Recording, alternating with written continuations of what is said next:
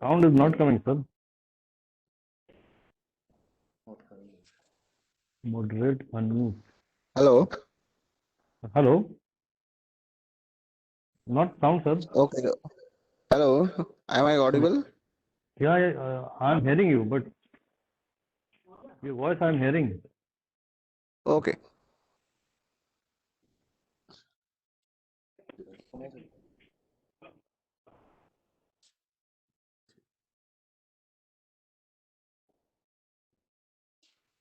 Only welcome is showing, sir. Second session is started, sir. वही बात की बिटिया हम कहाँ लाएंगे? चलिए हम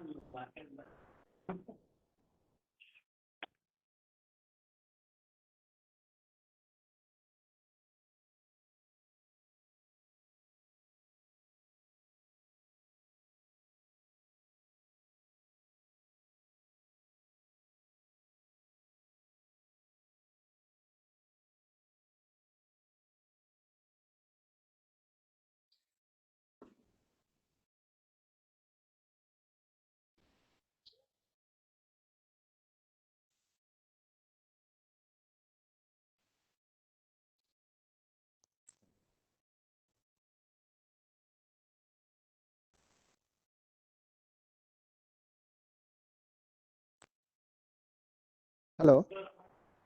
May we start the meeting?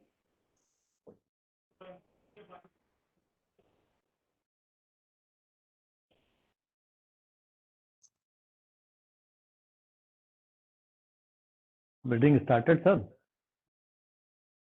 Hello. May we Meeting start the started. meeting? No, I No have voice, not sir. yet started. Yeah.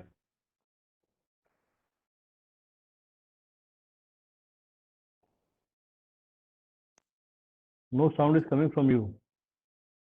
Hello. Hello, sir. हाँ. No. मीटिंग स्टार्ट किया जाता है?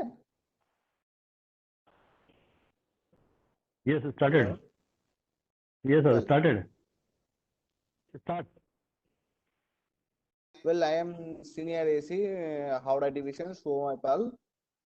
हमको जो आप लोगों को जो मीटिंग में आज बोलने का जो बात दिया गया है, जी. उसमें आपका जो है आरएमपीयू का एलएचबी आरएमपीयू का मेंटेनेंस एंड ट्रबल शूटिंग. तो सबसे पहले हम लोग एक ओवरव्यू हम लोग आप लोगों को शायद पता ही है, फिर भी हम लोग एक ओवरव्यू कर लेते हैं. जैसे कि एक आरएमपीयू में क्या क्या चीज रहते हैं. दो कंप्रेसर, दो कंडेंसर फैन, एक ब्लोअर. ये तीनों आपका प्राइमरी चीज है. इसके साथ जो एक्सेसरीज है वो है dryer, expansion valve, condenser core, cooling coil और हीटर. तो ये सारे चीज आपका एक पर यूनिट में आपका रहेगा. नेक्स्ट जो है इसमें आपका जो एक्सेसरीज है वो है HP cutout, LP cutout. HP cutout का मतलब है high pressure cutout, LP cutout का मतलब है low pressure cutout, control pressure cutout जिसको हम लोग सीपी कटआउट कहते हैं. और जो दो चीज रहता है एचपी ट्रांसड्यूसर और एलपी ट्रांसड्यूसर, इसमें क्या करते हैं, ये जो प्रेशर है इसको इलेक्ट्रिकल सिग्नल में बदलते हैं. और आपका 6 सेंसर रहता है, supply air sensor, pressure sensor, तो return air sensor, OHP, EST cartridge and Harting jack जो कि कनेक्शन के लिए रहता है आरएमपीयू के साइड में. नेक्स्ट जो रहता है पावर का जो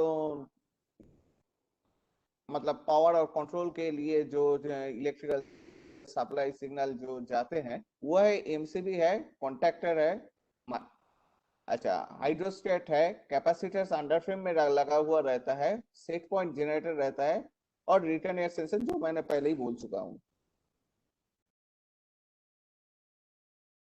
नेक्स्ट में हम लोग देखते हैं इसमें सप्लाई किया जाता है for driving power, compressor, condenser fan motor और ब्लोअर हीटर के लिए आपका 415 वोल्ट 3 फेज 50 हर्ट्ज सप्लाई का जरूरत है. और कंट्रोल ऑपरेशन के लिए आपका 110 वोल्ट डीसी का आपका जरूरत पड़ता है। माइक्रोप्रोसेसर जो ऑपरेट होता है वो 24 वोल्ट डीसी में चलता है। इसमें जितना रिलेज है और ट्रांसड्यूसर है वो भी आपका 24 वोल्ट डीसी में चलता है। आपका दो तरह का रेफ्रिजरेंट गैस इसमें लगता है। एक है R22, दूसरा है R407।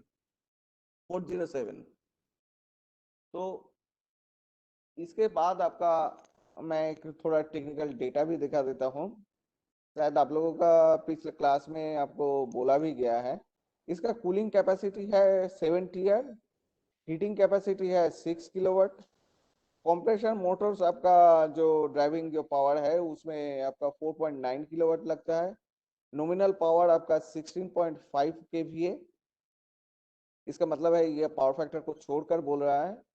सप्लाई वोल्टेज आपका 415 वोल्ट 3 फेज एसी 50 हर्ट्ज। आपका जो कंडेंसर मोटर है वो एक्सियल फ्लो होता है। इसमें आपका 1 हॉर्स पावर 415 वोल्ट 3 फेज लगता है। और जो फैन मोटर है ये रेडियल होता है। इसमें आपका लगता है 1.5 horse power. Fresh air supply आपका मीटर क्यूब पर आवर में 820 बोला जाता है। ऐसे में कभी कभी हम लोग ये बंद भी कर देते हैं, कभी कभी ये खोल देते हैं as per condition of the end requirement.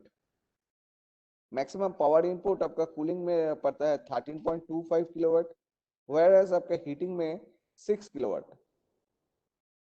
Maximum power डिह्यूमिडिफाइंग mode में आपका 11 किलोवाट का मिलता है। रेफ्रिजरेंट ये ओल्ड सिस्टम में R22 लिखा है। इसका साथ आपका जो अभी जो चलता है ये R407C चलता है। इसका ऑपरेटिंग फंक्शन में ज्यादा कुछ चेंज नहीं है। और ये जो आपका डायमेंशन दिया हुआ है 2200 ये मिलीमीटर में है, 2200 और 2000 इंटू 500। RMPU में आपका अभी यहाँ पे तीनों हम लोग पहले मिलते थे। पहले तो दो ही मिलता था, सिद्वाल और इंटेक और फेडरल्स एंड लील। लेकिन बाद में ये क्या हुआ, आपका अमित आया। अमित के साथ साथ ये अमित इंजीनियर्स का आया, दौलत राम का आया, अभी SSK के भी मिल रहा है। तो ये मेक तो आपका ऐड होते ही जाएगा। तो आपका जो मेक के हिसाब से आपका जो रेफ्रिजरेंट क्वांटिटी है वो 4.2 केजी पर यूनिट। यहाँ पे पर यूनिट का मतलब है एक कंप्रेसर सर्किट, मतलब एक कंप्रेसर एक कंडेंसर मिलकर, एक कूलिंग कॉइल एंड एक कंडेंसर कॉइल लेकर जो सर्किट मिलता है रेफ्रिजरेशन सर्किट, उसमें आपका 4.2। तो एक RMPU यूनिट में आपका 4.2 इंटू 2, इसका मतलब है 8.4 केजी आपका टोटल रिक्वायरमेंट है पर RMPU यूनिट।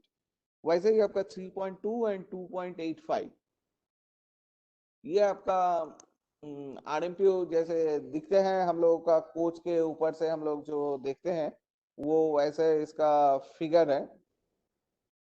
ये अमित का बना हुआ है, मेक इसका अमित है। ये अगर आपका एक्सपीरियंस होगा तो आप ऐसे पिक्चर देखकर ही बता सकते हैं कैसे कौन सा किसका है।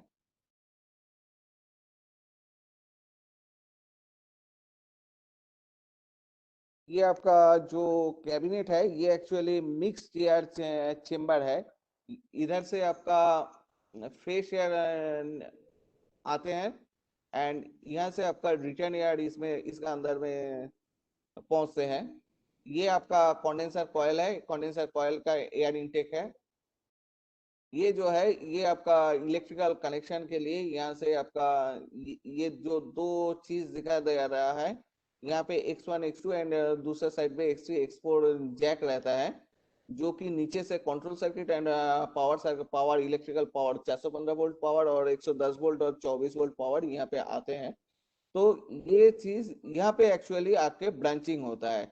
यहाँ से एक साथ एक बंडल ऑफ वायर यहाँ से आके इसमें डिस्ट्रीब्यूट होता है और इधर से फिर डिस्ट्रीब्यूट बास से ये सारे जगह पे निकलते हैं। ये जो है ये माउंटिंग ब्रैकेट एक्चुअली जो RMPU का लोड है वो कोच में इस दोनों से, ये दोनों और दूसरा साइड पे भी ऐसा दो है। तो ये चारों पिवट से आपका टोटल लोड कैरी होता है।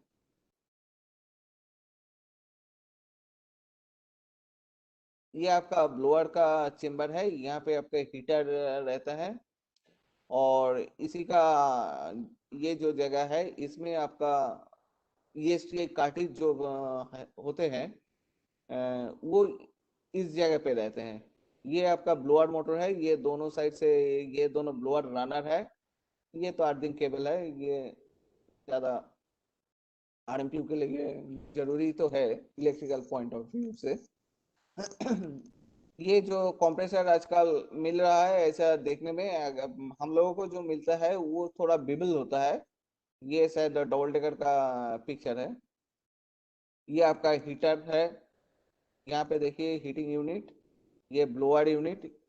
ये ये जो ट्रांसड्यूसर, ये इस मेक में, ये जहां से हमने पिक्चर लिए हैं वहां पे ऐसे रहता है। लेकिन किसी किसी गाड़ी में आपका वो जो पीछे में जो ये जो पावर पावर ये जो सक्शन और डिलीवरी लाइन है, यहाँ पे भी कभी कभी पहले जमाने में माउंटेड होते थे। ये आपका फ्रेश एयर डंपर है। ये एक फ्लैप है और इसके साथ ये सर्वो मोटर जुड़ा हुआ रहता था।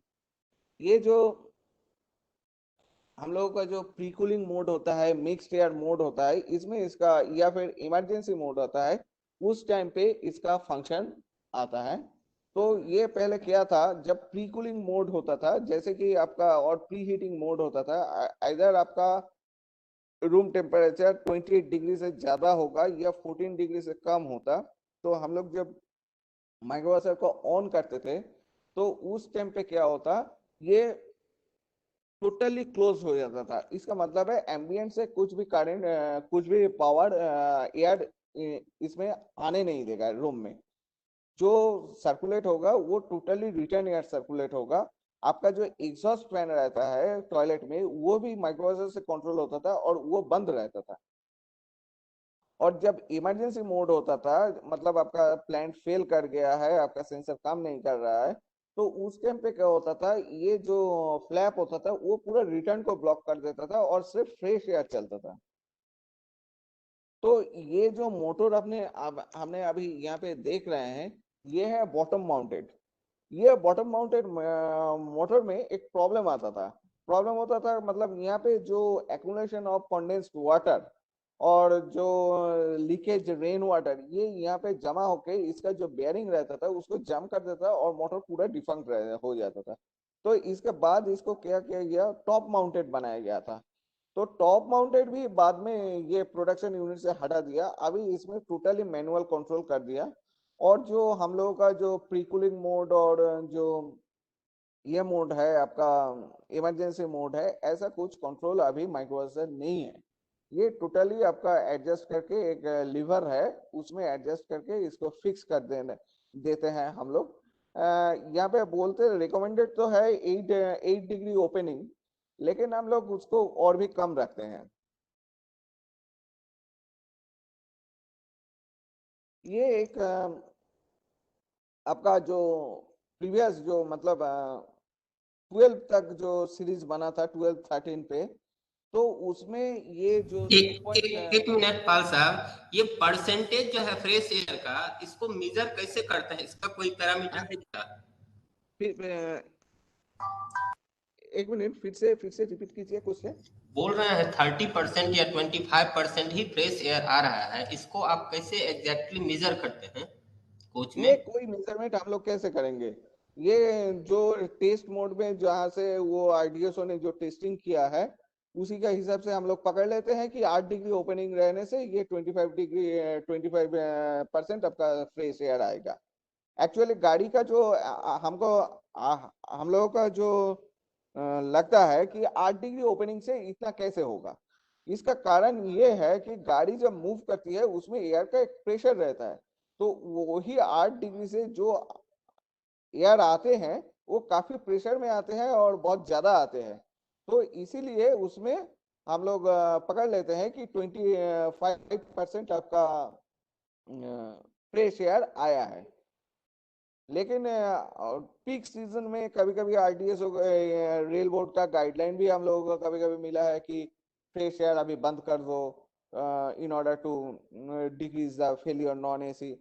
तो हम लोग ऐसे में काफी बार बंद भी कर चुके हैं, थ्रू आउट द जर्नी वो बंद गया, लेकिन उसमें कुछ फर्क नहीं पड़ता है। और ऊपर से आपका जो फ्रेश एयर सिर्फ आरएमपीयू से ही आता है ऐसा बात नहीं है, क्योंकि आपका जो चेम्बर में मतलब जो पैसेंजर एरिया है वो उसमें क्या होता है, आपका कॉरिडोर में जो डोर रहता है उसमें भी काफी होल रहता है, काफी गैप्स रहता है, और आदमी आने जाने में कई बार उसको खोल खोल रहा है, बंद कर रहा है, तो इसमें फ्रेश एयर का कमी ज्यादा कुछ होता नहीं है।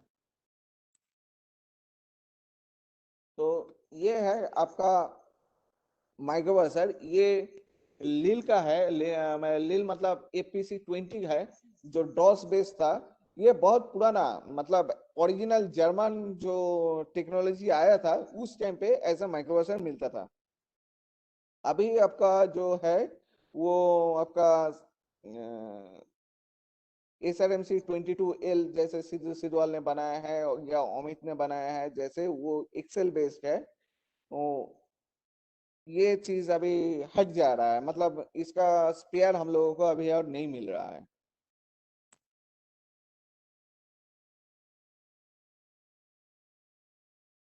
ये जो है एक चीज हम बोलना चाहिए है, ये आपका थर्मोस्टेट जो लगा हुआ है सप्लाई एयर का यहाँ पे रहता है, और heating elements with fusible cartridge यहाँ पे दिख रहा है, ये एक्चुअली पीछे में है इसका। इसमें क्या होता है, ये STI कार्टिज जो है वही चीज ये है। इसमें क्या है, एक बल्ब है, और बल्ब के ऊपर एक फ्लैप और एक पत्ती जैसे आपका बोलते हैं वो रहता है, मतलब एक लिंक रहता है, जो कि जैसे कॉन्ट्रैक्टर में आपका लिंक रहता है वैसे ही ये मूवेबल है। तो इसका नीचे से एक स्प्रिंग, और वो जो एक जैसे कि हम लोग कॉनिकल फ्लक्स देखते थे वैसा ही एक बल्ब में अल्कोहल रहता था। तो इसमें क्या होता है, जब टेम्परेचर आपका इस जोन का 130 डिग्री सेंटीग्रेड पार कर जाएगा तो वो बल्ब फट जाता है, और वो लीवर ड्रॉप कर जाता है, और वो लिंक ब्रेक हो जाता है। तो इस टाइम पे क्या होता है, आप जो भी कीजिए नीचे से आप कभी भी उसको पावर नहीं दे सकते हैं हीटर को। इसका कई कारण है जो मैं बाद में बता रहा हूँ। तो अभी हम लोग तो ओवरव्यू तो ले लिया, तो इसके साथ अभी जो है इसका फेलियर के बारे में हम लोग सोचते हैं। तो फेलियर में क्या है आपका, दो तरह का फेलियर, मतलब एक ही तरह फेलियर, मतलब एक ही तरह का फेलियर होता है, वो है अनशेड्यूल्ड फेलियर। और दूसरा जो है आपका शेड्यूल मेंटेनेंस आपका ट्रिप मेंटेनेंस, उसके साथ 6 मंथली मेंटेनेंस, IOH POH, ये सारे आपका ये होता है शेड्यूल मेंटेनेंस में आता है। लेकिन एक्चुअल जो होता है वो अनशेड्यूल मेंटेनेंस, जिसको हम लोग फेलियर कर रहे हैं, या प्री मैच्योर जो मेंटेनेंस हम लोगों को करना पड़ रहा है। ये जो प्री मैच्योर जो अनशेड्यूल जो मेंटेनेंस होता है, इसमें क्या है, 3 तरह का फेलियर हम लोगों को मिलता है। हम लोग क्लासिफाई कर सकते हैं। एक है पावर लाइन फेलियर, दूसरा है कंट्रोल लाइन फेलियर, तीसरा है रेफ्रिजरेशन सर्किट में फेलियर। तो failure of power line means आपका पावर नहीं मिल रहा है। मान लीजिए ये ब्लोअर है या कंप्रेसर है, ये कंडेंसर है, ये चल नहीं रहा है। क्यों चल नहीं रहा है, नहीं, इसको 415 वोल्ट पावर, ड्राइविंग पावर जो है, ड्राइविंग पावर वो आपको नहीं मिल रहा है। तो ये क्या हुआ, इसमें क्या क्या आ रहा है कि आपका 415 वोल्ट का AC जो पावर है वो फेल कर गया। कैसे, क्या क्या वजह हो सकता है, MCB ट्रिप्ड हो गया है ड्यू टू ओवरलोड, या अर्थ फॉल्ट, या सिंगल फेजिंग, और MCB इटसेल्फ डिफेक्टिव। दूसरा है कॉन्टैक्टर ओपन और नॉट होल्डिंग। ये कॉन्टैक्टर दो तरह के कारण से नहीं होल्ड हो सकता है। एक है आपका माइक्रोप्रोसेसर से मतलब ऑन कमांड, कॉन्टैक्टर को क्लोजिंग जो कमांड है वो यहाँ पे नहीं मिल रहा है, या फिर आपका कॉन्टैक्टर का कॉइल कट चुका है, और आपका लाइन में कोई ब्रेकेज है। दूसरा जो हमने अभी बताया, there is no supply from microprocessor, coil और supply line is open, if coil free wheeling diode is short. इस टाइम पे क्या होगा, आपके AC कॉम्पैक्ट ट्रिप कर जाएगा। इसमें क्या होगा, आपका दोनों तरफ का RMPU ट्रिप कर जाएगा, बंद हो जाएगा। तो reason for no supply from microprocessor for blower fan motor, condenser fan motor or heater OVP is in activated condition. ये OVP या ओवरहेड प्रोटेक्टर एक सिस्टम है जिसमें आपका जो आइटम हम लोग चूज किया है या फिर मतलब जो विक्टिमाइज्ड आइटम है उसका टेम्परेचर बढ़ चुका है। जो ये ब्लोअर में भी हो सकता है, कंडेंसर में भी हो सकता है, हीटर में भी हो सकता है। अगर 65 डिग्री सेंटीग्रेड के ऊपर आपका टेम्परेचर चला गया तो OHP आपका ट्रिप कर जाता है। और वो जो ट्रिप है, वो जो OHP ट्रिपिंग का जो मैसेज है, मतलब जो इलेक्ट्रिकल सिग्नल है, वो माइक्रोप्रोसेसर में फीड होता है और वो माइक्रोप्रोसेसर से उस जगह का, उस लाइन का, उसका जो ऑन कमांड है उसको बंद कर देता है। तो इसके लिए आपका वो कॉन्टेक्टर एंगेज नहीं होगा। अगर कंप्रेसर में OHP नहीं रहता है, लेकिन कंप्रेसर में दो चीज रहता है, एक HP कट आउट और दो HP ट्रांसड्यूसर और दूसरा है LP ट्रांसड्यूसर। HP का मतलब है हाई प्रेशर, LP मतलब लो प्रेशर। अगर आपका प्रेशर डिलीवरी लाइन का प्रेशर 30 बार के ऊपर चला गया तो वो ट्रिप कर जाएगा। दूसरा जो है आपका LP, ये पहले तो हम लोग सेटिंग वाला मिलता था, जो कि आप सेट कर सकते थे, 1.8 में भी सेट कर सकते थे, 2.2 में भी सेट कर सकते थे, 2.6 में भी सेट करते थे। अभी फैक्ट्री सेटिंग 2.2 आता है।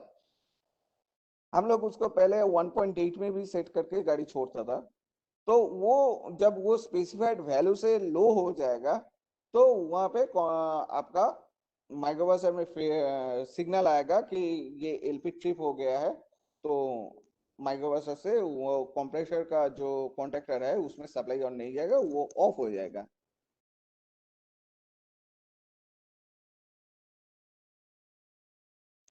दूसरा जो है वो है लीक, चोकिंग। ये फेलियर का मतलब रेफ्रिजरेशन सर्किट का फेलियर है।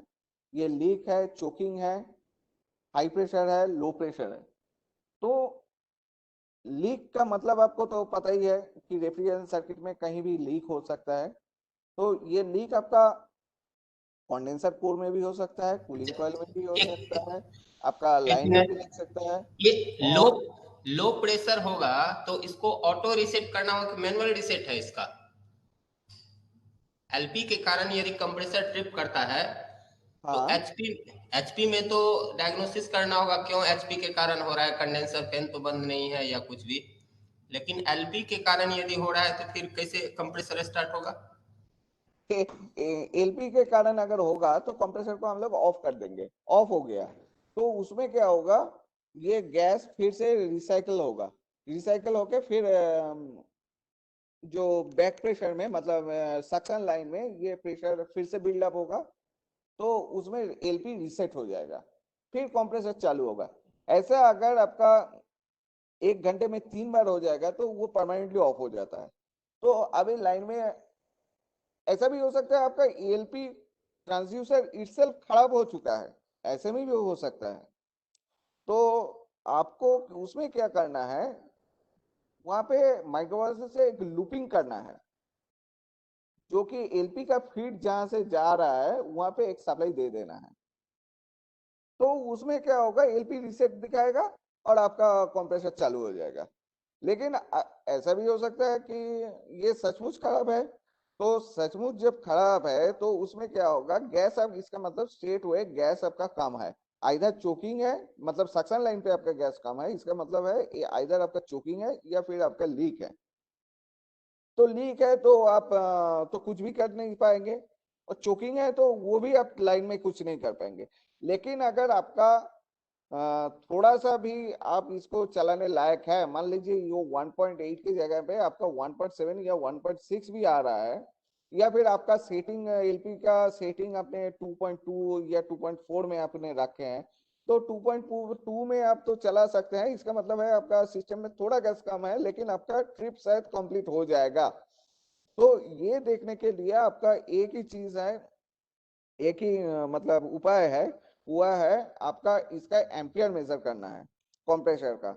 ये कंप्रेसर में अगर आपका शायद चारों में जब 8 एम्पियर या 8.5 एम्पियर ले रहा है, इसमें देखेंगे कि आपका अगर गैस कम रहेगा तो इसका एम्पियर घट जाएगा। तो ये घट के ये शायद आपका 7.5 आ रहा है 8.5 की जगह पे। तो आप चला लीजिए किसी घंटे के लिए, तो ये आपका क्या बोले, एक बाईपास, एलपी को बाईपास करके आपका चलाने का उपाय है। लेकिन आपका वो गाड़ी को उसी डिपो में जाके उसको सीक डिक्लेयर करना है और उसको सीक लाइन पे लेकर उसका फिर अटेंशन देना पड़ेगा, क्या है, चोकिंग है कि लीक है। लीक और चोकिंग ये दोनों बहुत कड़वी मामला होता है, क्योंकि कभी कभी जब नया नया जब टेक्नीशियन आता है या जेई एसएससी इसको ठीक से आइडेंटिफाई नहीं कर पाता है कि इसमें लीक है या चोकिंग है। चोकिंग जब होता है उसमें ज्यादा से ज्यादा ये आपका ड्रायर में ही चोकिंग होता है, और दूसरा जगह है एक्सपेंशन वाल्व और कैपिलरी। किसी किसी गाड़ी में इसका कैपिलरी रहता है, किसी किसी गाड़ी में इसमें आपका एक्सपेंशन वाल्व रहता है। ज्यादा से ज्यादा अभी एक्सपेंशन वाल्व वाला गाड़ी आ रहा है। तो ये जो चोकिंग होता है ये देखने के लिए आपको गेज लगाना पड़ता है। बैक प्रेशर में, हाई प्रेशर में, दोनों में ही आपको गेज लगाना पड़ता है। अगर हाई प्रेशर गेज आपके पास नहीं है वो भी चलेगा, लेकिन बैक प्रेशर में आपको गेज लगाना पड़ता है। गेज लगा के आपको यहाँ पे पावरिंग करना है। जब पावरिंग कर दिया तो उसमें क्या हुआ, आपका गैस सर्कुलेट करना शुरू हो गया। तो इसमें क्या होगा देखेंगे, अगर डेड चोक होगा तो वो गेज का जो निडल है वो ग्रेजुअली आके जीरो में चला आएगा एकदम क्विक।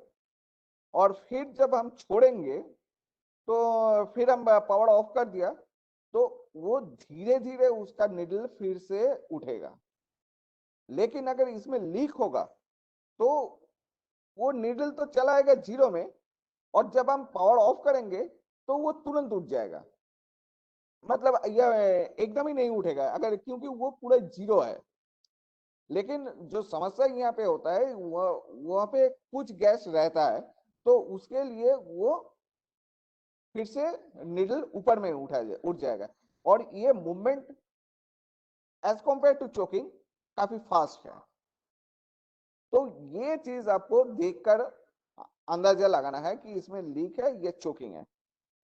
और दूसरा और एक चीज है, जब पार्शियल चोकिंग होता है उसमें क्या होता है, आपका निडल बहुत बहुत धीरे धीरे वो नीचे में आएगा। या मान लीजिए आपका कैसा होता है, ये पहले आपका मान लीजिए ये जनरली ये गेज आपका पीएसआई में ही हम लोग ज्यादा यूज करते हैं। तो इसमें पहले आपका आइडल प्रेशर पहले नोट करने का जरूरत है।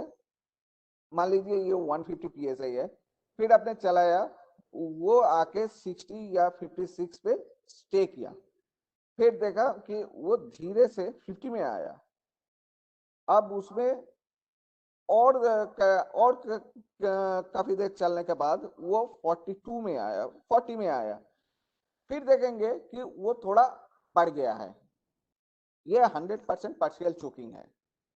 ये जो कांटा ऑसिलेट करना शुरू हो जाता है इसका मतलब ये चोकिंग स्टार्ट हुआ है। तो इसमें आपको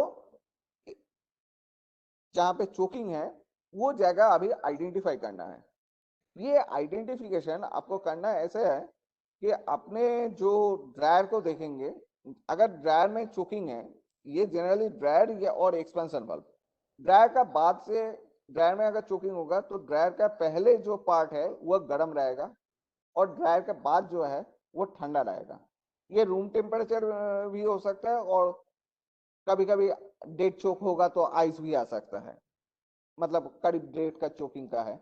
और एक्सपेंशन वाल्व जो है, एक्सपेंशन वाल्व में चोकिंग आएगा तो वो 100% वहां पे एक्सपेंशन वाल्व से आइसिंग आ जाएगा। तो ये दोनों आपको आइडेंटिफाई करने के लिए थोड़ा एक्सपीरियंस का जरूरत पड़ेगा। और दूसरा जो है हाई प्रेशर और लो प्रेशर।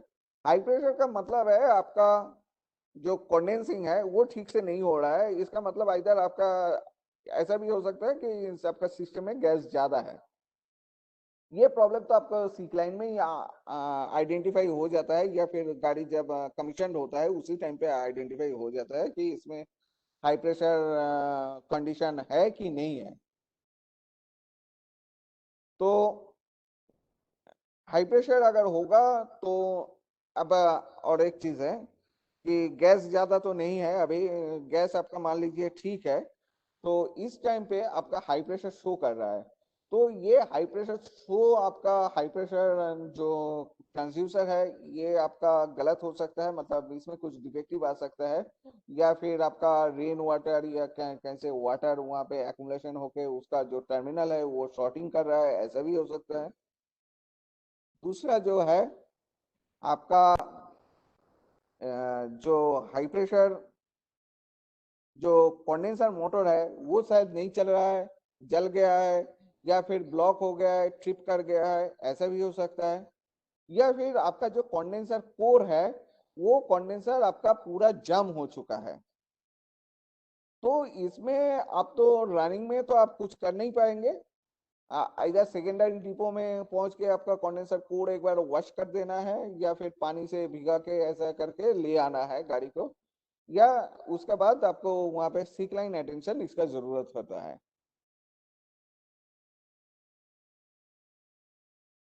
यहाँ पे है एचपी फॉल्ट।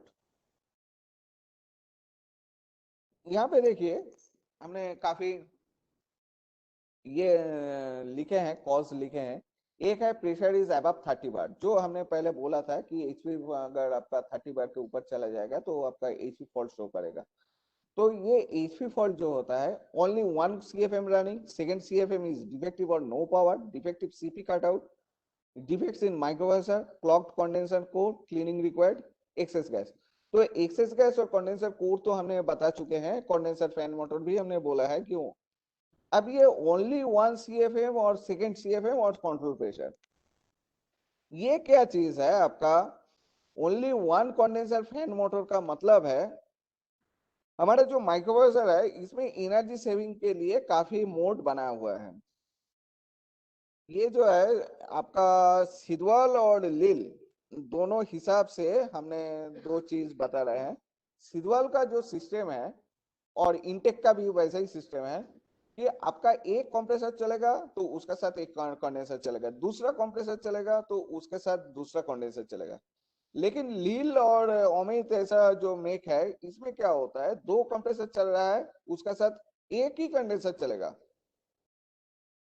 जब तक ना किसी भी एक रेफ्रिजरेशन सर्किट में आपका प्रेशर 23 बार से ऊपर नहीं जा रहा है तब आपका वो दूसरा कंडेंसर नहीं चलेगा। लेकिन सिद्वल में क्या है, अगर दो कंप्रेसर इज रनिंग तो दो कंडेंसर इज रनिंग। सिद्वल में भी, सिद्वल में अब मान लीजिए सिद्वल का एक पैकेज है जिसमें एक कंप्रेसर रनिंग, तो उसमें क्या होता है एक कंडेंसर रनिंग। लेकिन अगर इस रनिंग कंप्रेसर सर्किट में आपका प्रेशर 23 बार का ऊपर चला गया तो उसमें दूसरा कंडेंसर भी रन करता है। ये आपका लील का भी हो सकता है, एक कंप्रेसर चल रहा है और उसी में ही आपका 23 बार का ऊपर प्रेशर चल गया है, तो उसमें क्या होता है दो कंडेंसर और एक कंप्रेसर ही चलेगा। तो अभी जो सवाल है ये सेकंड कंडेंसर, ये फर्स्ट कंडेंसर जब चल रहा है तो ठीक है आपका पावर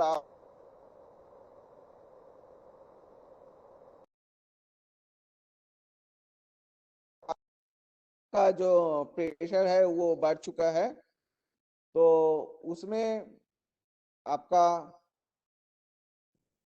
ये कंप्रेसर का आपका प्रेशर बढ़ चुका है, तो इस टाइम पे आपको इसको सेकेंड कंडेंसर फैन मोटर का जरूरत पड़ गया है।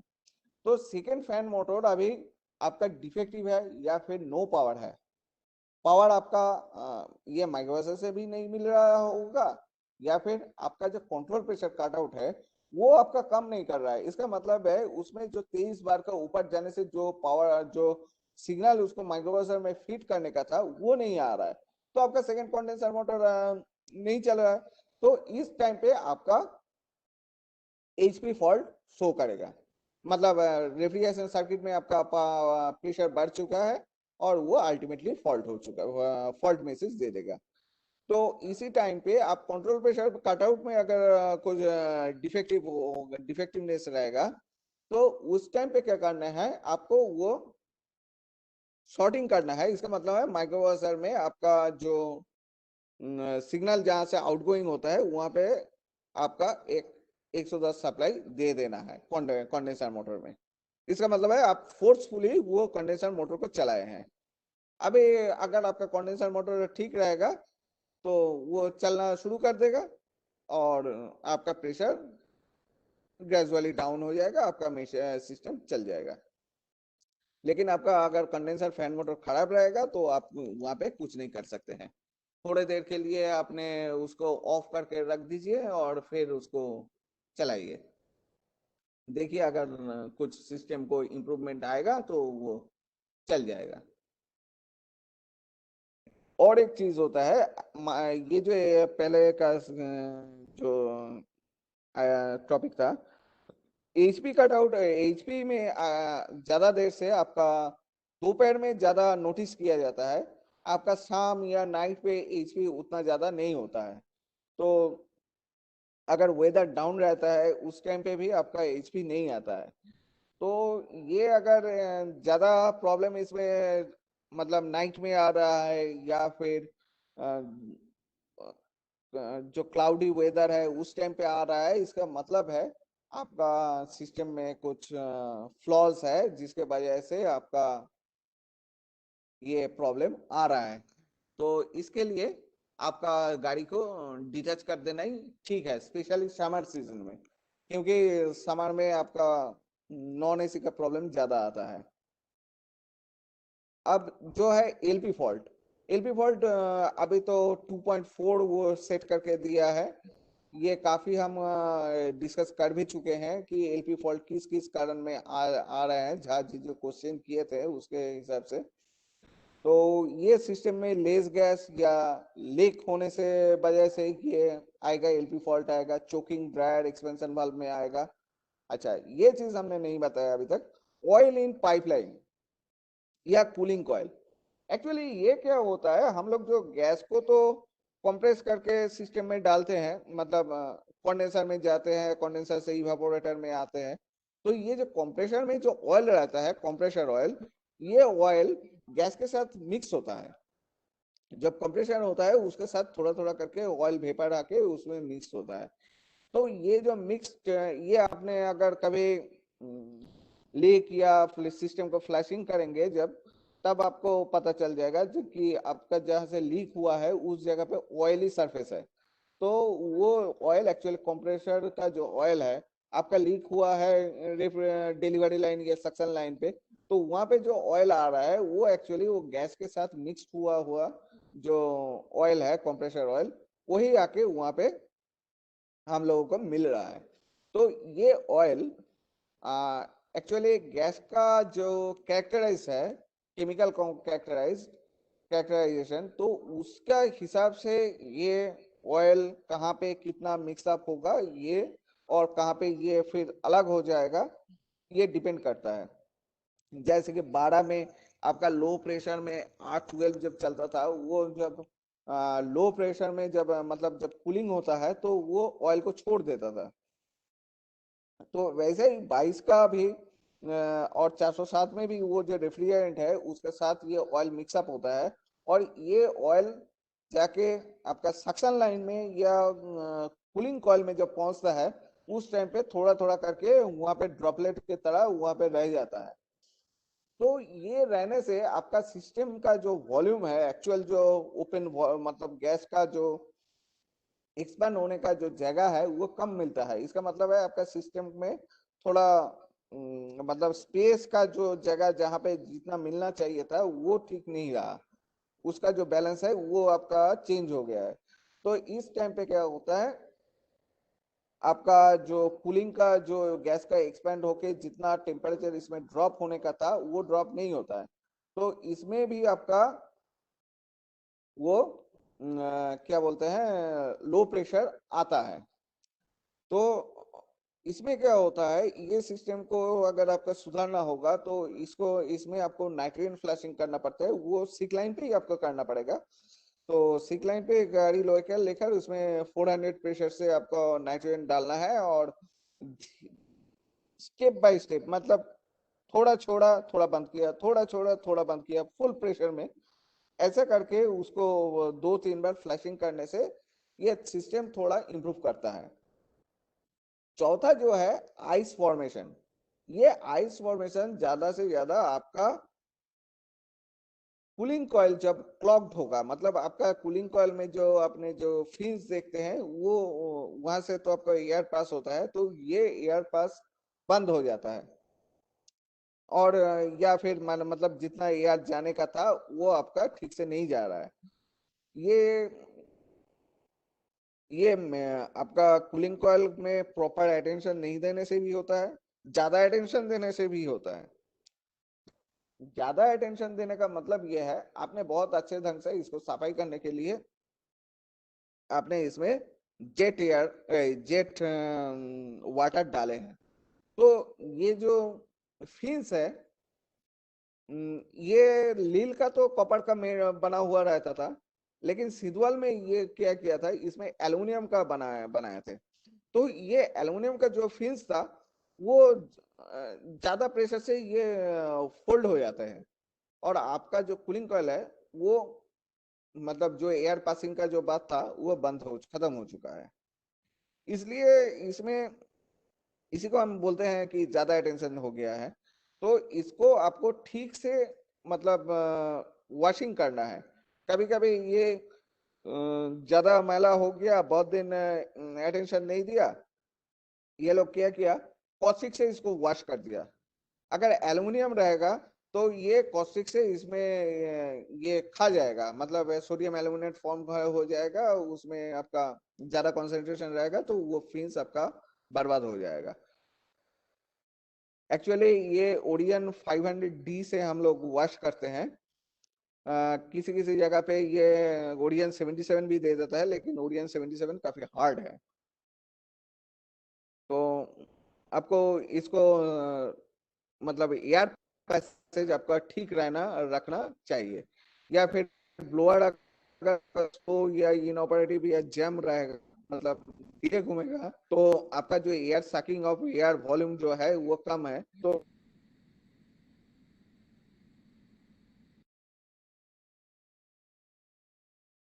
अगर बंद रहेगा या मतलब हवा अगर कम आएगा, तो इसमें आपका आइस फॉर्मेशन हो जाएगा। आइस फॉर्मेशन हो जाने से आपका क्या हुआ, जो जितना एयर आ रहा है वो भी नहीं आएगा, फिर आपका गाड़ी नॉन एसी हो गया। तो ये आपका जो एलपी फॉल्ट, ये अगर इसमें आइस फॉर्मेशन हो जाएगा तो इसमें आपका एलपी शो कर देगा, क्योंकि आपका सक्शन लाइन में प्रेशर आपका 2.4 का नीचे, क्यों 2.4 क्या, ये 1.5 के भी नीचे चला जाता है। बैक प्रेशर, बैक प्रेशर जो हमने बोले थे इसका पहले, आपका 62 psi आइडियली में रहता है, जी और एक आइडियल जो है, हाल साहब एक क्वेश्चन। हेलो, बोल, हेलो, हाँ बोल रहे थे ये, जैसे आपने बताया ड्रायर और एक्सपेंशन वाल्व जो है चोकिंग प्रोन एरिया है, बिल्कुल उसी ढंग से लीक कहाँ कहाँ ज्यादा प्रोबेबल है? लीक लीक लीक जो आपका है कहीं भी हो सकता है। लीकेज जो है। जैसे कि आपका जैसे कि आपका मैं बोल रहा हूँ, लीक आपका जहां मतलब फ्रिक्शन होने का जगह है वहां पे सबसे ज्यादा होता है।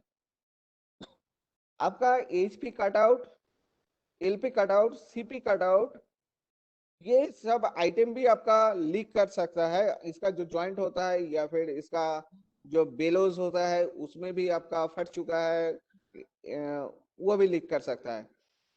दूसरा जो है आपका जो कूलिंग कॉइल और कंडेंसर कोर है, उसका एकदम नीचे में, या फिर जहां से वो जो ट्यूबुलर जो ट्यूब होता है, वो जहां से होल्डिंग क्लैंप के अंदर से घुस रहा है, वो जो जॉइंट है उस जगह पे घिस के उस जगह पे लीक होता है। ऐसे में कूलिंग कॉइल का बीचों में लीक ज्यादा से नहीं होता है। इफ नॉट मतलब कोई फॉरेन पार्टिकल अगर हिट करेगा वो भी आ सकता है। मतलब आपका ये फॉरेन पार्टिकल वाला चीज ज्यादा आपका इसमें आता है कंडेंसर में। कंडेंसर में ये जो लोअर कॉइल है, मैं आपको एक बार फिर से वो जो ये जो है ना, इसका जो यहाँ पे जो ओपनिंग है, यहाँ से आपका मान लीजिए किसी स्टोन चिप या किसी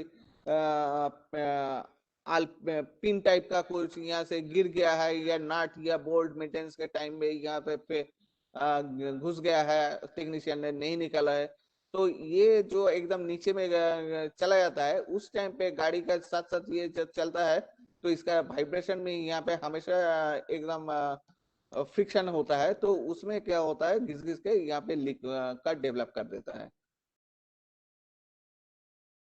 तो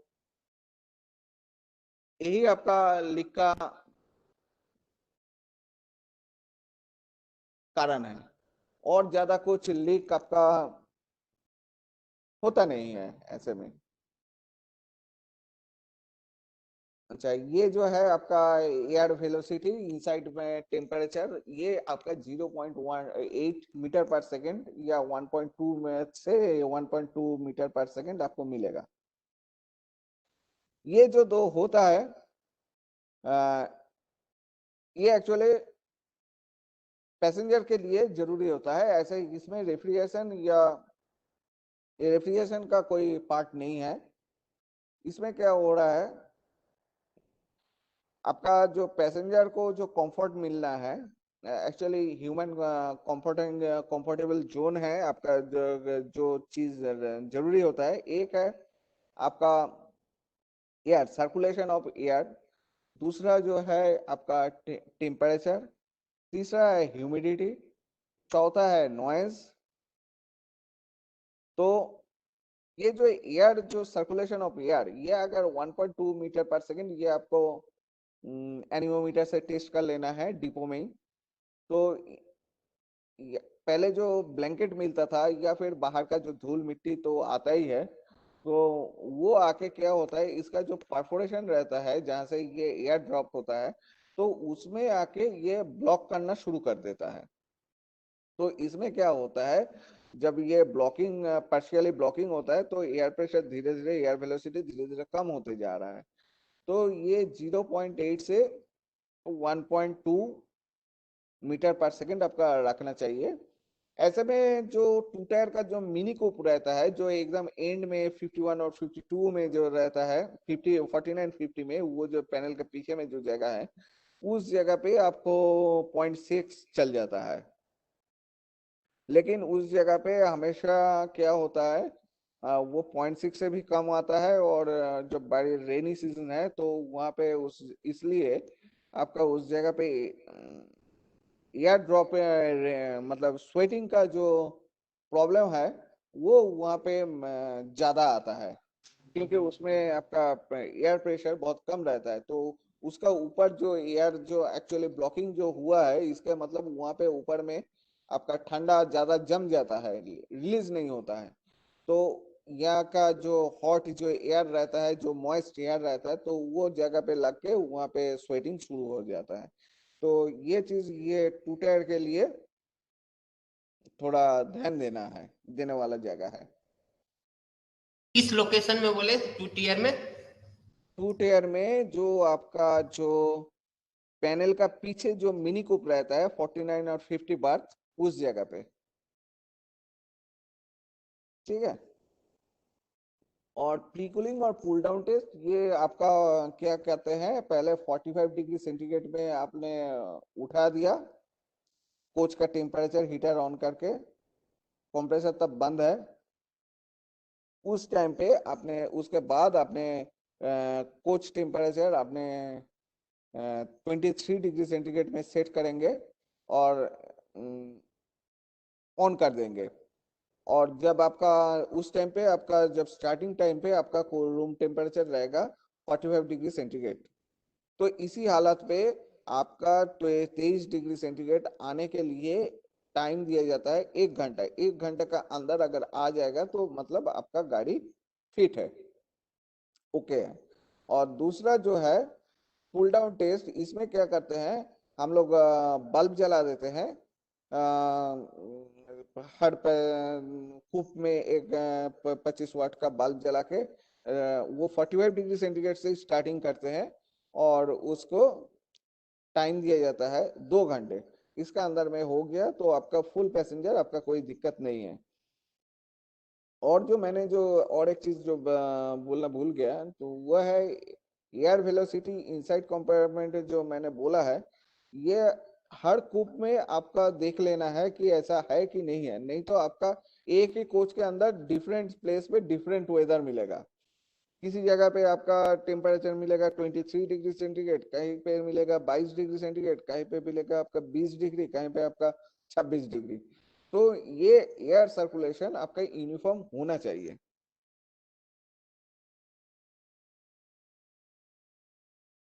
अच्छा, अब कूल ये डाउन, है schedule maintenance. Cool down test के बारे में एक बार बता दीजिए। कूल डाउन में आपका वो 25 वाट का जो बल्ब है वो जला दीजिए हर कूप में। और फिर आपका जो प्री कूलिंग में जैसे 45 डिग्री सेंटीग्रेड आपने हीट किया था, वैसे ही हीटिंग कीजिए। और फिर टेम्परेचर अपने प्लांट ऑन कर दीजिए और 2 घंटे के अंदर 23 डिग्री आ रहा है कि नहीं आ रहा है आप नोट कीजिए। अगर 2 घंटे के अंदर में आ गया तो ठीक है।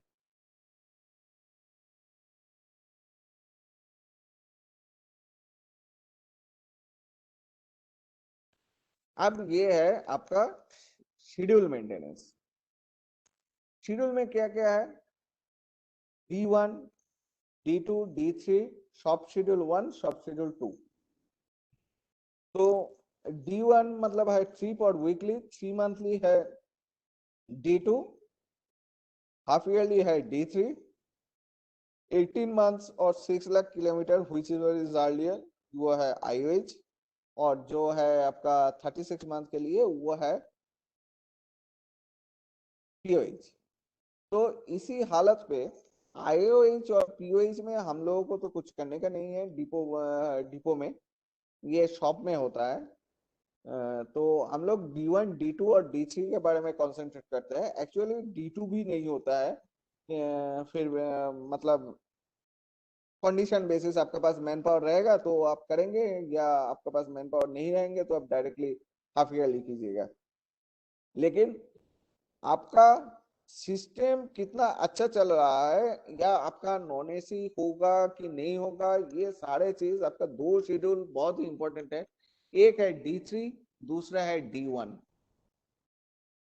D3 में क्या है, D3 में आपका जो सारे क्लीनिंग होता है या फिर आपका जो हर आइटम में अगला ट्रिप चलेगा या 2 महीने चलेगा, ये तो हम लोग हर दिन आप हर RMP खोल के तो आप नहीं डिसाइड कर पाएगा, या फिर हर दिन आप डाक क्लीनिंग भी नहीं कर पाएंगे। तो ये चीज आपका D3 शेड्यूल में बहुत अच्छे ढंग से करना है। कनेक्शन सिक्योर्ड है कि नहीं है, ये सारी चीज आपका D3 में देखा जाता है। और D1 में क्या होता है, D1 में आपका पूरा सिस्टम का एक ओवरव्यू लेते हैं। और ये ओवरव्यू लेने के लिए आपको कंसंट्रेट करना है कि कैसे हम करेंगे। पहले तो एक है टाइटनेस चेकिंग, दूसरा है टाइटनेस का मतलब है आपका मोटा मोटा जगह पे टाइटनेस जो देखना है वो देख लीजिए, कहीं पे ओवर हीटिंग हो रहा है कि नहीं हो रहा है, ये आपको एक बार देख लेना है। ये आप थर्मल स्कैनर से भी कर सकते हैं। सबसे वाइटल जो है आपका एम्पियर रेटिंग और प्रेशर, ये सबसे पहले लेना है। तो ये लेने के बाद आपने जैसे कि यहाँ पे चेक शीट आप फिलअप कीजिए, जैसे D1 में क्या क्या क्या करना है। आपका डाउन रिपोर्ट फॉलो करना है। मान लीजिए आपका डाउन में रिपोर्ट दिया गया है कि कंप्रेसर, ये कंट्रोल प्रेशर हमेशा ऑन होते हो हो चुका है, सारा ट्रिप में कंप्रेसर ऑन है। तो आपका जब गाड़ी रिटर्न आया तो आपको पहले उस जगह पे देखना है कि आपका प्रेशर, हाई प्रेशर और लो प्रेशर कितना रहा है। एक कंडेंसर बंद करके आप देख लीजिए, एक ही कंडेंसर चला के उसमें कितना राइज हो रहा है। फिर आप देखिए अगर ये आपका सिस्टम में ठीक मिल रहा है तो आप एक बार कंट्रोल प्रेशर का ये चेक कर लीजिए। कैसे चेक करेंगे कि आप कंडेंसर फैन को दोनों कंडेंसर ही बंद कर दीजिए, देखिए आपका कंडेंसर कंट्रोल प्रेशर का कुछ चेंज हो रहा है कि नहीं हो रहा है। तो ऐसे आपको आइडेंटिफाई करना है आपका फेलियर कहाँ है और ये गाड़ी को सीख करने का जरूरत है कि नहीं है। क्योंकि अगर मान लीजिए आपका कंट्रोल प्रेशर हमेशा ऑन है तो आपका एचपी फॉल्ट नहीं आएगा। आप बोल सकते हैं कि ये तो बहुत अच्छा हुआ, लेकिन एक्चुअली क्या होता है अगर आपका प्रेशर 23 बार नहीं गया और कंट्रोल प्रेशर ऑन हो चुका है तो इसमें क्या होगा, आपका जो कंप्रेसर का जो जितना प्रेशर में वो कंडेंसर में जाना चाहिए उसका पहले से ही ये कंडेंसेट होना चालू हो जाएगा। तो इसमें क्या होगा, आपका कूलिंग ठीक से नहीं आएगा, बैक प्रेशर भी ठीक से नहीं डेवलप करेगा। तो इसके लिए आपका कंट्रोल प्रेशर का देखना मतलब ठीक रहना मतलब हमेशा ऑन रहना भी खराब है। और ऊपर से आपका तो पावर तो जा रहा है वो छोड़िए। वो ये आपका फिल्टर फिल्टर आप हर ट्रिप में किसी किसी जगह पे करते हैं। जो 5 डेज का रन होता है उसमें हर ट्रिप में ही करता है, लेकिन जो 3 डेज का रन है वो 2 ट्रिप के बाद, इसका मतलब है 6 डेज के इंटरवल में, कभी कभी 9 डेज के इंटरवल में भी ये क्लीन एक बार करना है। और जो 18 मंथ हो जाता है जब जैसे आईओएच में जाता है तो आईओएच से अगर शॉप ने चेंज कर दिया तो वो अच्छा है, अगर नहीं किया है तो आपको कर लेना है डिपो लेवल में। यहाँ पे आपका जो है ये सारी चीज हमको बोलने का शायद जरूरत नहीं है क्योंकि आपको मटेरियल हम दे देंगे।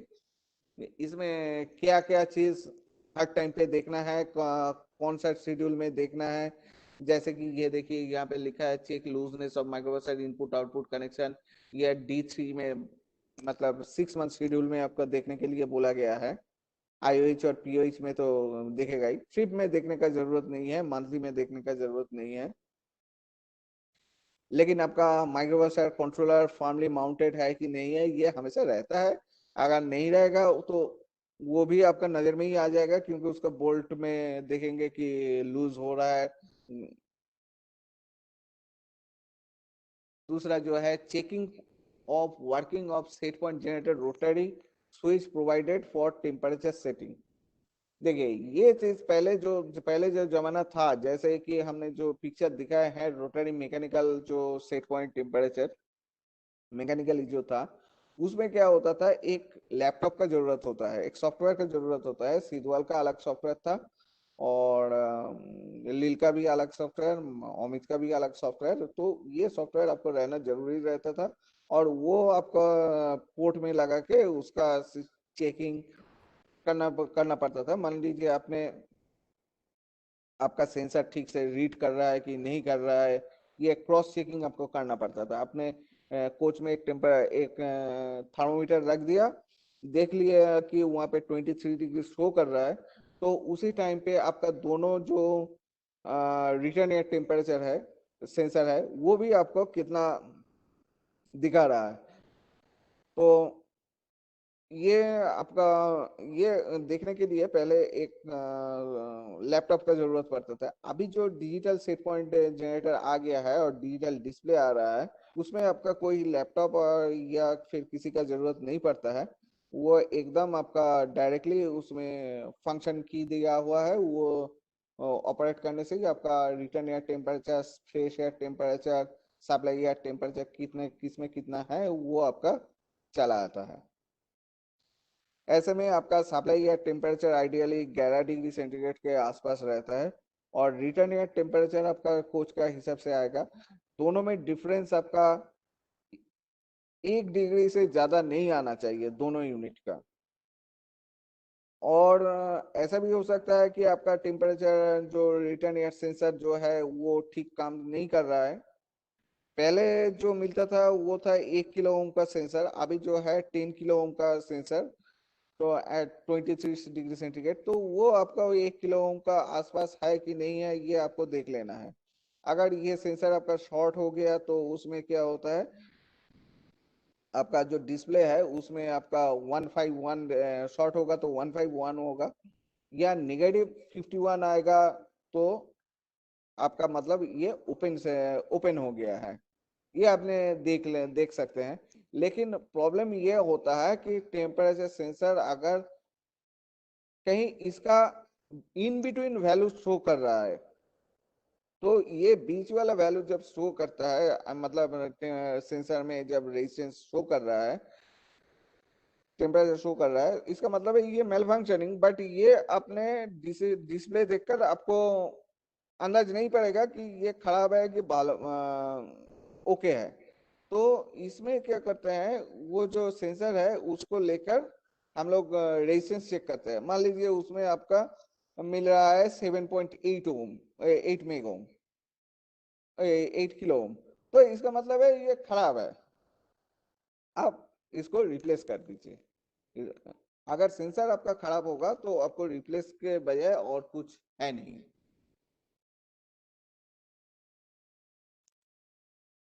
ये है आपका ESTI कार्ट्रिज वाल्व, जो हाफ ईयरली में हमेशा चेक कर लेना है। और ये ऐसे में काम कर रहा है कि नहीं कर रहा है, ये अपने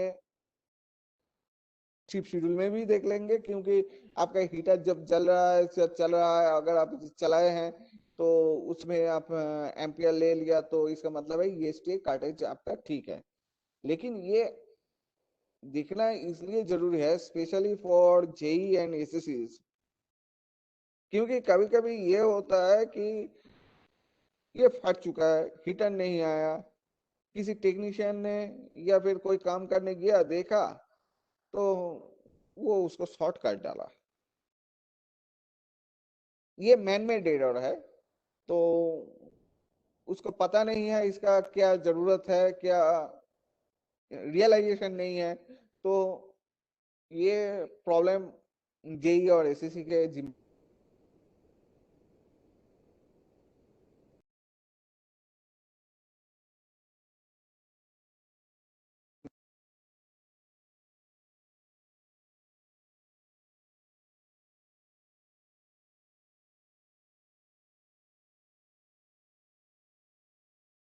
ये आपका EVM, ये भी आपका सारे चीज आपका चेक शीट है, ये हमने यहाँ पे डाल दिया है, आप लोग बाद में देख ले सकते हैं। तो इसमें कब कहाँ क्या देखना है, ये आपका चेक शीट में बना चुके हैं हम लोग। जैसे कि लेस कूलिंग का जो नोटिस हमने यहाँ पे लिखे हैं, ये हर ट्रिप में देखना है, हाफ ईयरली में तो देखना ही है, शॉप शेड्यूल में भी देखना है। तो ये मैंने स्किप कर देता हूँ। ये जो है आपका ओवरऑलिंग के टाइम में क्या क्या देखना पड़ता है, ये एक्चुअली शॉप में होता है, ये हम लोग डिपो में तो कुछ करते नहीं है। लेकिन डिपो से जब जा रहा है गाड़ी, तो ये सब चीज आपको देखकर वहां पे बोल देना है। जैसे कि ये करेंगे तो आपका क्या होता है, डिपो में हर काम करने के लिए इतना वक्त नहीं मिलता है, क्योंकि यहाँ पे बहुत सारा गाड़ी रहता है। तो शॉप में जो जाता है, शॉप में उस टाइम पे अगर कूलिंग कॉइल, कंडेंसर ऐसा कुछ चेंज करने का है, तो वो सब आपका लिख देना है। तो लिख देने के लिए मतलब मैसेज करने के लिए पहले आपको उस चीज को पहले खुद को जानना जरूरी होता है। तो इसलिए आपको ये जो चेक शीट है, इसमें आपको दिया दे दिया, incoming motor shall be check, abnormal noise, vibration, इसका मतलब है आपका बेयरिंग चेंज करने है कि नहीं है, ये ऑल्टरनेट फ्यूल्स में आपका चेंज कर देता है। तो ये सारा आपका शेड्यूल मेंटेनेंस में आता है। हम लोग का ज्यादा चीज हम लोग अनशेड्यूल में ही हम लोगों को देना, ध्यान ज्यादा देते हैं। शेड्यूल में जो जो है आपको सारी चीज फर्मली माउंटेड होना चाहिए, और आपका करेक्टली ऑपरेटिंग कंडीशन में रहना चाहिए। लेकिन बात यह है कि हम लोगों को जो अनशेड्यूल ब्रेकडाउन होता है, ये सब देखने के बाद भी हम लोगों का अनशेड्यूल मतलब प्रीमेच्योर फेलियर नजर आते हैं। तो ये देखना, ये जांच करना हम लोगों के लिए काफी चैलेंजिंग हो जाता है। जैसे कि और एक प्रीमेच्योर आपका जो फेलियर होता है, मतलब जो यहाँ पे दिया हुआ नहीं है, जैसे कि आपका स्क्रॉल कंप्रेसर का आपका जो फेलियर होता है, एक होता है आपका कनेक्शन, जैसे इलेक्ट्रिकल कनेक्शन ब्रेकडाउन हो गया है, वैसा आपका लीवर टूट जाना, मतलब मोटर से जो कंप्रेसिंग जो अरेंजमेंट है वो टूट गया है, या फिर उसमें जो गियर है उसका जो मतलब जो लॉकिंग अरेंजमेंट है वो टूट गया है। तो इसमें क्या होता है, कंप्रेसर मोटर तो आपका घूम रहा है, कंप्रेसर का साउंड भी मिल रहा है, लेकिन आपका कोई कुछ भी कंप्रेसिंग नहीं हो रहा है, गैस कंप्रेसिंग नहीं हो रहा है, आपका आइडल प्रेशर भी 150 मिल रहा है और हाई प्रेशर भी 160 मिल रहा है, या इधर में आपका बैक प्रेशर भी आपका 120 130 ऐसा मिल रहा है। तो इसका मतलब है कंप्रेसर का आपका एफिशिएंसी जीरो हो गया है, कंप्रेसर अनलोडेड। और एक चीज भी है, ये जो हमने जो चीज बताया है, ये अनलोडिंग ऑफ कंप्रेसर या अनलोडिंग ऑफ कंप्रेसर आपका जो हम लोग जो यूज कर रहे हैं अभी 3.5 टन का, इसमें अनलोडिंग का कोई प्रोविजन नहीं है। इसका मतलब है अनलोड कंप्रेसर अनलोडिंग हो गया का मतलब है आपका सिस्टम मतलब कंप्रेसर खराब हो चुका है, आपको चेंज करना है। लेकिन डबल डेकर में जो 5 टीयर का जो कंप्रेसर बैठा चुके थे, उस टाइम पे क्या हुआ था, उसमें एक अनलोडिंग का एक ऑप्शन दिया गया था। उसमें क्या होता था, आपका एचपी पे अगर ज्यादा हो जाता है तो उसका एक बैक प्रेशर वाल्व था वो खुल जाता था और गैस वहां से निकल जाता था, बाईपास हो जाता था और कंप्रेसर अनलोडेड हो गया। फिर फिर जब गाड़ी फिर जब वो कूलिंग हो गया है आपका, हाई हाई कंडेंसेशन जब छूट गया है, फिर वो बंद हो गया और फिर से सिस्टम रनिंग हो चुका था होता था। तो ये चीज आपको ध्यान में रखना है कि आपका सिस्टम में या अनलोडिंग वाला सिस्टम दिया हुआ इनकॉर्पोरेटेड है कि नहीं है।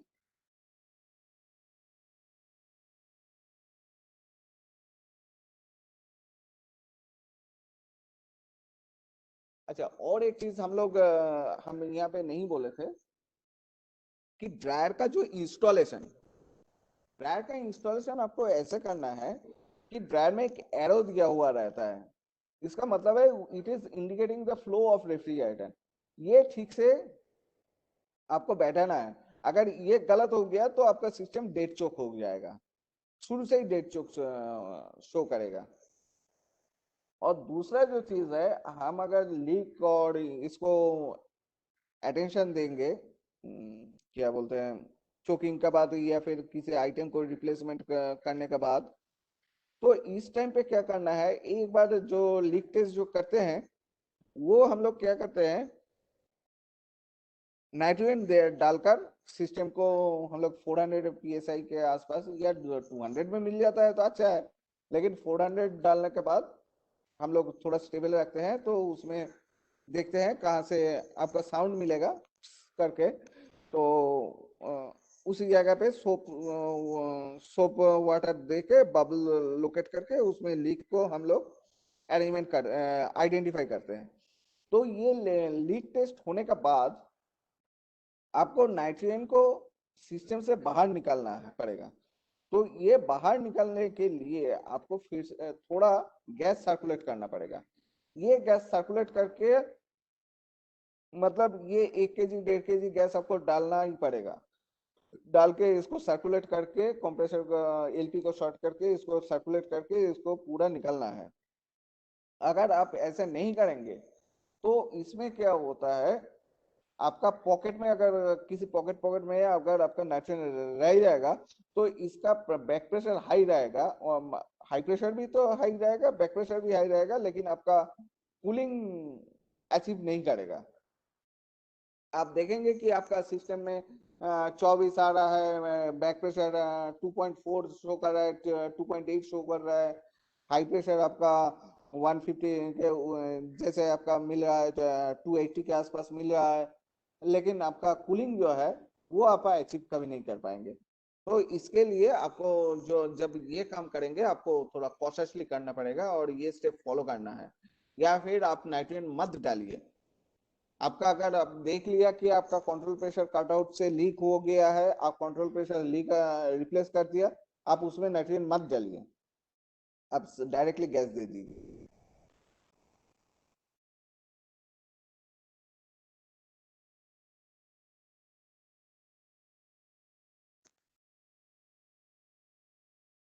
और ये है आपका रूफ कोच कैसे क्या देखते हैं,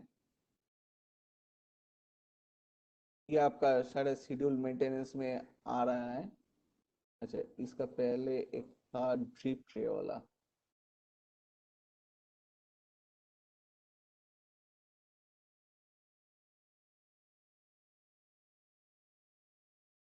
ये आपका कौन सा गाड़ी में ट्रिप शेड्यूल में क्या क्या देखना है, आयुष कैसे करना है, चेक शीट में क्या क्या देखने का चीज है, ये आपने आपका शेड्यूल मेंटेनेंस में क्या क्या होते हैं, ये सारी चीज आपको दिया हुआ है।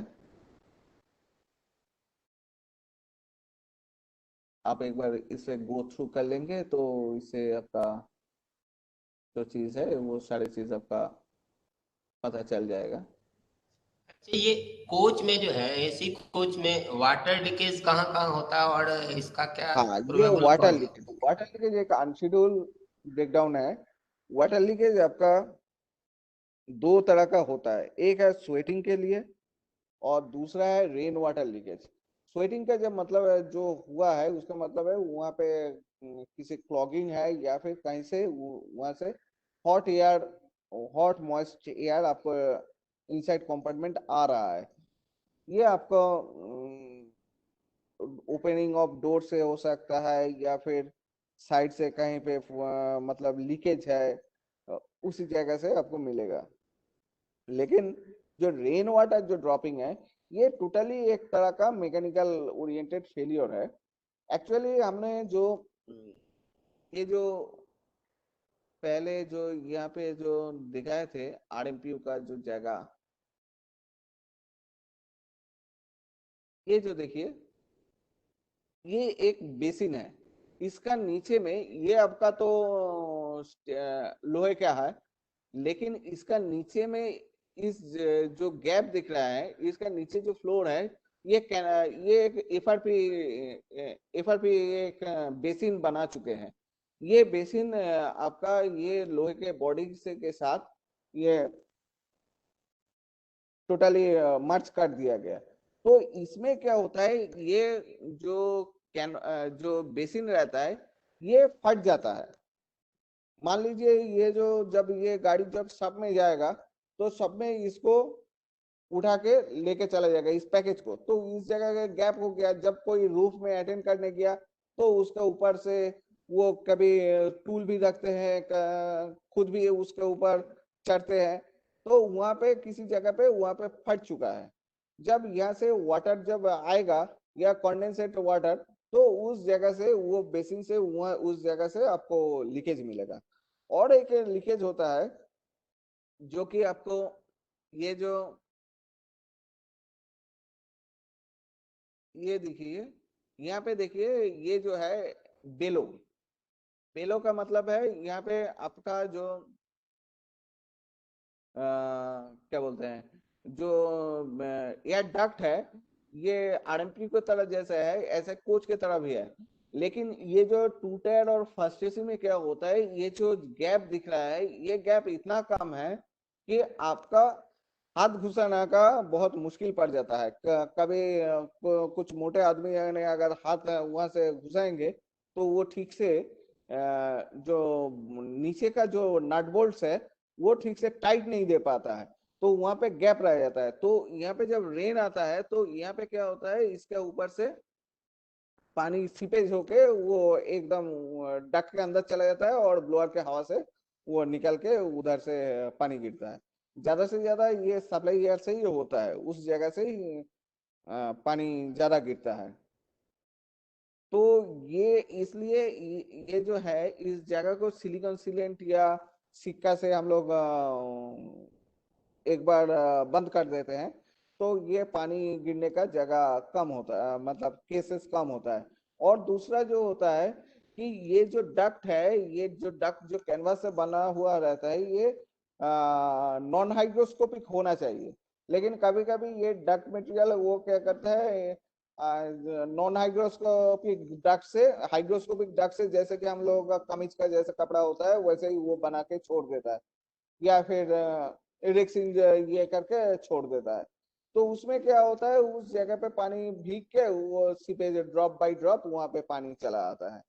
तो ये था एक मटेरियल फेलियर। दूसरा है एक मतलब वर्कमैन, मतलब जो वर्कमैनशिप है उसका फेलियर। और दूसरा जो है, और एक चीज हम लोग यहाँ पे करते हैं, वो है इसका ऊपर से एक एफआरपी का एक कवर हम लोग लगा देते हैं, जैसे कि जो चीज आपका आईसीएफ कोच में जैसे मिलता था वैसे ही एक कवर यहाँ पे लगा के इसका साइड वाला जो बोल्ट है उसमें फासन कर देते हैं। तो पानी गिरने का चांसेस बहुत, केसेस बहुत कम हो जाता है।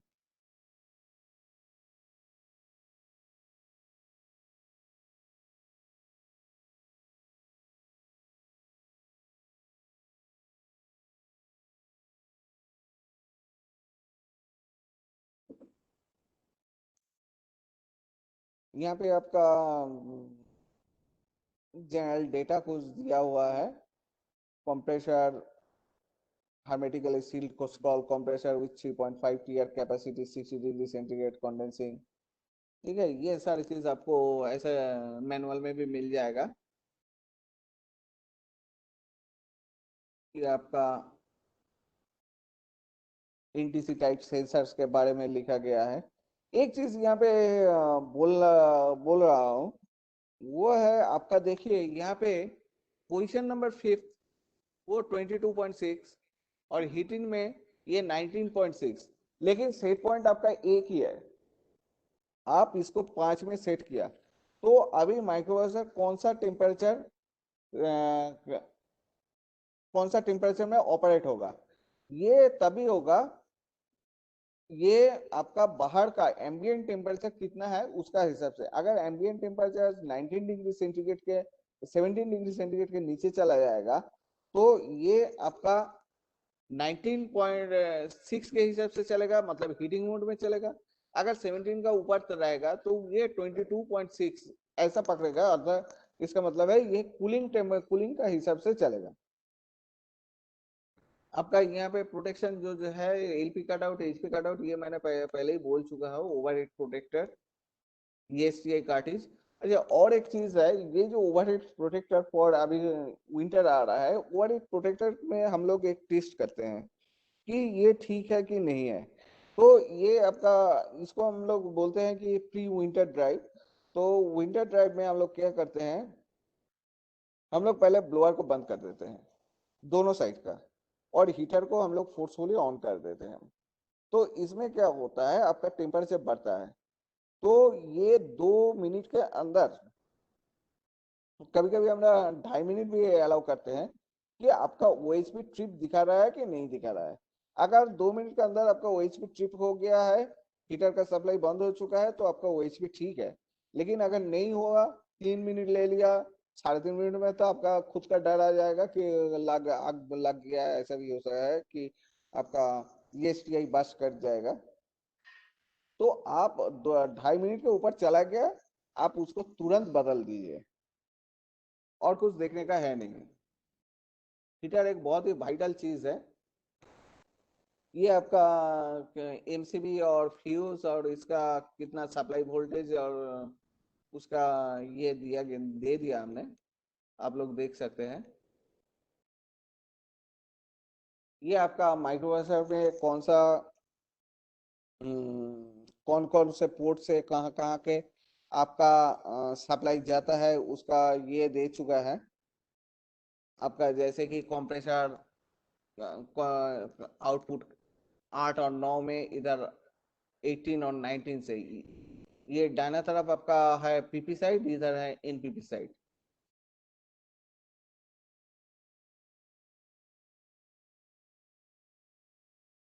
ये आपका वायरिंग सिस्टम है, कहाँ से कहाँ गया, वो पहले वाला सिस्टम का ही आपका एक जो मैनुअल में जो मिलता है जो वायर नंबर के साथ, वही चीज ये यहाँ पे लिखा है। कहाँ से क्या आपका सर्किट डायग्राम है ये आप देख सकते हैं। ये आपका पावर लाइन का डायग्राम है। ये देखिए आपका ESTI हीटर के पहले ये जो है आपका लिंक जो बोल रहे थे, ये ऐसे लिंक रहता है।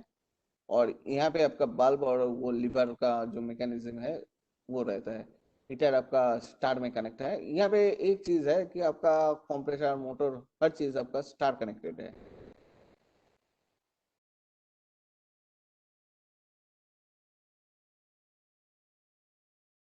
ये आपका सप्लाई वोल्टेज का डिस्ट्रीब्यूशन है, कौन सा कहाँ कितना सप्लाई का जरूरत होता है।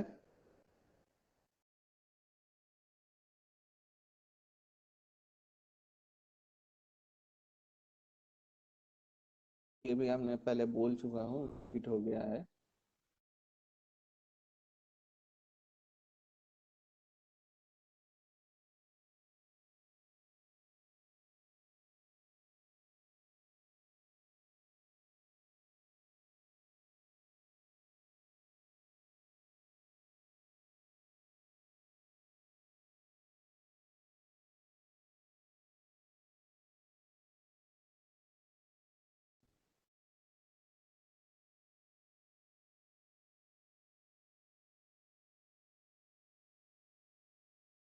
ये आपका रिलेज का जो डिस्क्रिप्शन है, ब्लोअर कॉन्ट्रैक्टर, इसका डिस्क्रिप्शन है। जैसे कि हम आपको शायद डिपो से बोलेगा कि K33 कॉन्ट्रैक्टर नहीं है, इसका मतलब है ये कंप्रेसर मोटर 1 पॉइंट का कंप्रेसर का कॉन्टैक्ट 1.1 कॉन्टैक्ट कंप्रेसर का ये कॉन्ट्रैक्टर है। हर यहाँ पे एक चीज है कि LHV में आपका जितना कॉन्ट्रैक्टर कंप्रेसर है, हर एक का आपका आइडेंटिफिकेशन नंबर है। जैसे कि K44 आपका मेन आउटपुट 415 वोल्ट का है, K46 आपका पेंट्री कार्ड में रहता है। तो वैसे ही आपका K28 आपका ब्लूआर का होता है।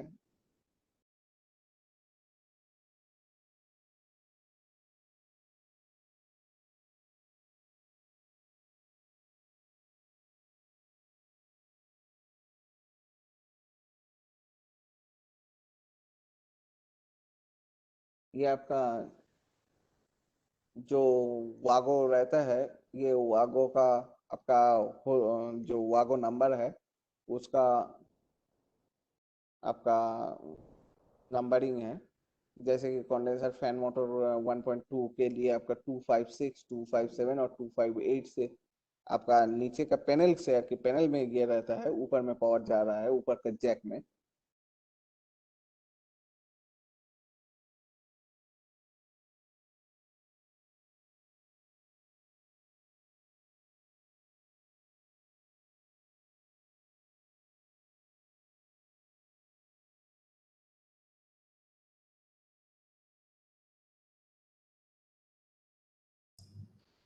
किसी का कोई क्वेश्चन है तो पूछिए।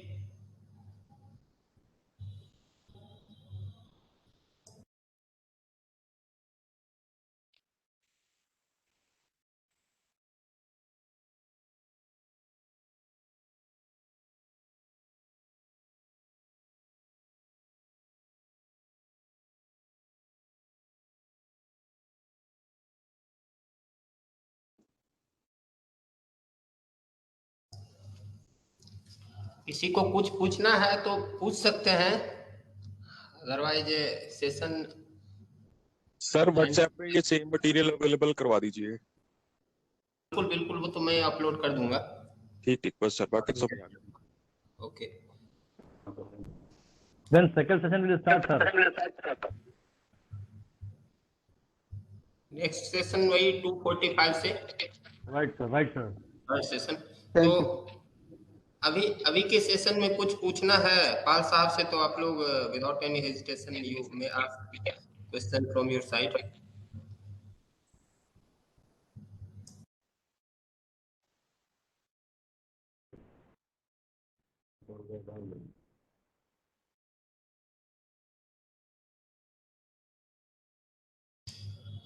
No question. तो इस सेशन को हम खत्म कर देते हैं। पाल साहब बहुत अच्छा आपने हाँ इंटरेक्टिव लेक्चर दिया। उन लोगों का जो ठीक है, क्वेरी भी था आपको सॉल्व किया उसने आपको। ओके ठीक है, बंद कर देते हैं। ठीक है, okay okay, thanks a lot. Thanks.